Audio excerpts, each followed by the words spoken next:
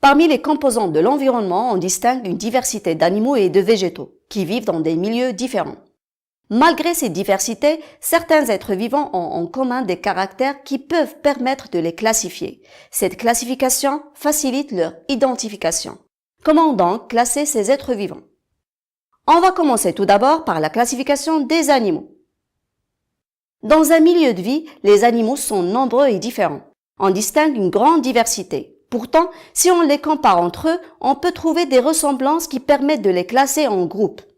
Donc, quels sont les critères communs qui permettent de regrouper ces animaux et comment utiliser une clé de détermination de ces êtres vivants? Pour classifier les animaux, on identifie d'abord un ou plusieurs critères, puis on les regroupe selon la présence ou l'absence de ce critère qu'ils ont en commun. Par exemple, si on choisit le critère colonne vertébrale, les animaux peuvent être classés en deux groupes, les vertébrés et les invertébrés.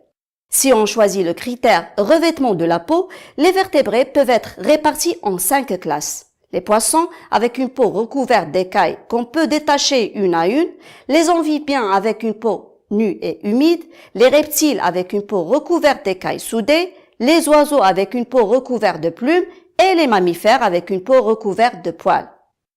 Les invertébrés peuvent être classifiés selon plusieurs critères: présence ou absence de pattes, consistance du corps, l'articulation du corps, la symétrie du corps et la présence ou absence de coquilles.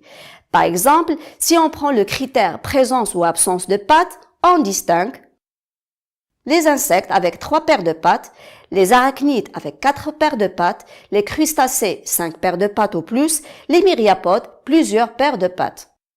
Pour le critère absence de pattes, on trouve les vers, les mollusques, les échinodermes et les cnidaires.